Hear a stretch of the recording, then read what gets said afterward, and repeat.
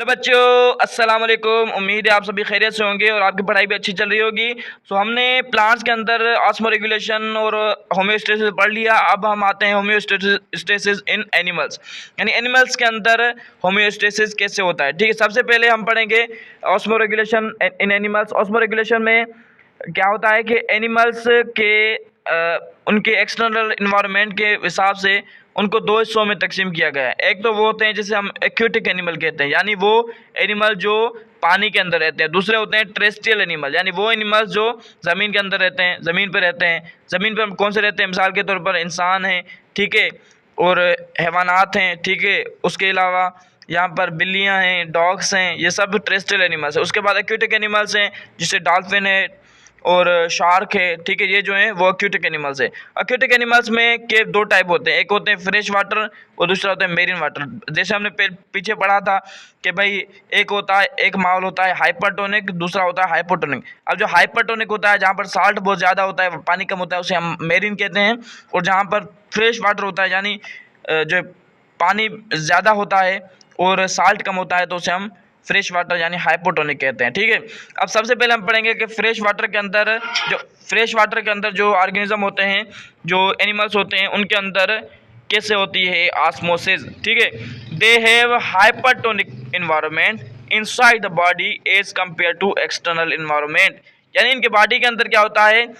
Hypertonic माहौल होता है, क्योंकि फ्रेश वाटर के अंदर फ्रेश वाटर जो है हाइपोटोनिक है, ठीक है।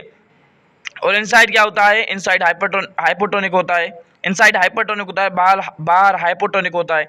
अब हाइपोटोनिक माहौल में क्या होगा कि इनके साथ मसला क्या होगा, प्रॉब्लम क्या होगा? A lot of water enter into body, यानी इनके जिस्म के अंदर बहुत सारा पानी आ जाएगा, ठीक है।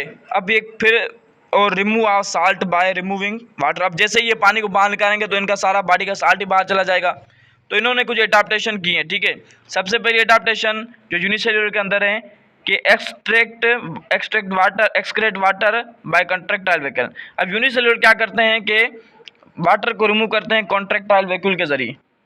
मिसाल के तौर पर कौन सा यूनिसेल्युलर? एमोबा है हमारे पैरामेशियम में। और मल्टी सेल्युलर ने कौन सी एडाप्टेशन की? मल्टी सेल्युलर जो ऑर्गेनिज्म है, उन्होंने कौन सी एडाप्टेशन की है? उन्होंने क्या किया है? प्रोड्यूस डाइल्यूट यूरिन, यानी ये बहुत ही डाइल्यूट यूरिन निकालते हैं, ठीक है। यानी जिनके अंदर सॉल्यूट बहुत कम होता है, साल्ट बहुत कम होते हैं। और maintain salt concentration by uptaking salt from water, skin and gills. And ये क्या करते हैं कि जो साल्ट हैं वो वाटर से अपटेक करते हैं, गिल्स के ज़रिए, स्किन के ज़रिए। यूज़ साल्टी फूड, और ये जो फूड खाते हैं वो साल्टी होता है, ताकि उनके अंदर बॉडी के अंदर साल्ट जो है बचा रहे, साल्ट मौजूद रहे। अब मेरीन के अंदर क्या होता है? जो मेरीन के अंदर एनिमल्स रहते हैं, मेरीन वाटर के अंदर, their internal environment is hypotonic, उनका अंदर का माहौल क्या होता है? हाइपोटोनिक होता है। अब इनके अंदर हमारे दो एग्जाम्पल होते हैं। अब मेरीन के अंदर दो किस्म के ऑर्गेनिज्म होते हैं। एक तो वो होते हैं जो मेंटेन करते हैं इंटरनल एनवायरनमेंट को, दूसरे वो होते हैं जो चेंज करते हैं इंटरनल एनवायरनमेंट को बाहर वाले माहौल के मुताबिक। यानी जैसे बाहर का माहौल होगा, यानी बाहर अगर साल्ट ज़्यादा है तो ये अंदर भी साल्ट ज़्यादा कर देंगे, अगर बाहर साल्ट कम है तो ये अंदर भी साल्ट कम कर देंगे। मगर ऑस्मो रेगुलेशन में क्या होता है? जो ऑस्मो रेगुलेटर होते हैं वो एक मखसूस हद तक अपने बॉडी को मेंटेन करते हैं। यानी अगर उनके बॉडी की कंसनट्रेशन का, मिसाल के तौर पर अगर उनके ब्लड के अंदर 5 लीटर है और 5 किलो पर लीटर है, तो 5 किलो पर लीटर ही होगा, ठीक है। उससे बढ़ेगा तो ये एबनॉर्मलिटी होगी और फिर वो उसे मेंटेन करेगा। मगर ऑस्मो कन्फर्मर क्या होते हैं कि वो माहौल के मुताबिक अपनी बॉडी की कंडीशन चेंज करते रहते हैं, ठीक है। अच्छा, आप इस ग्राफ को देख लें कि इस ग्राफ के अंदर 3 किस्म के जो ऑर्गेनिज्म हैं वो बताए गए हैं कि जो इस माहौल के अंदर रहते हैं, मेरीन वाटर के अंदर रहते हैं। सबसे पहले बोनी फिश है, ठीक है, have low salt inside the body. और cartilage fish have high salt by storing urea inside. और आइसफो conform have equal amount of salt, यानी बोनी फिश के अंदर साल्ट इनसाइड बॉडी कम होता है और कार्टिलेज फिश बहुत ज़्यादा साल्ट जमा करते हैं। और आस्मो कन्फर्म क्या करते हैं? इक्वल अमाउंट ऑफ साल्ट, यानी जैसे बाहर होगा वैसे अंदर। और दूसरी actively get sea water and have salt gland to increase the salt and de salt salination, ठीक है।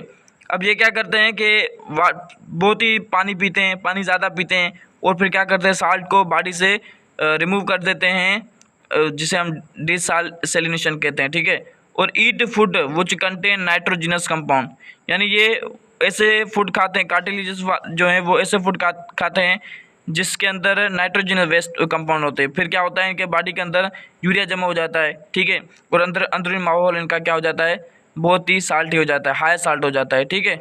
और ये क्या करते हैं, these animals do not require any active to adjust their internal osmotic condition, यानी इनको ज़रूरत नहीं होती जो है यानी साल्ट जमा करने की, ये बस उस एक्सटर्नल एनवायरनमेंट के मुताबिक अपनी बॉडी का जो इन्वायरमेंट है वो चेंज कर देते हैं। प्रोड्यूस कंसनट्रेटेड यूरिन, ये जो है बोनी फिश है वो कंसनट्रेटेड यूरिन निकालती है जिसके अंदर साल्ट बहुत ही ज़्यादा होता है। उम्मीद है कि आपको ये बातें बहुत अच्छी तरह समझ में आ गई होंगी। अगर आपको समझ में आ गई हैं तो प्लीज़ सब्सक्राइब करें, लाइक करें, कमेंट करें, बेल आइकन को दबाएं ताकि हमारे दीगर लेक्चर आपको मिलते रहें। वस्सलाम।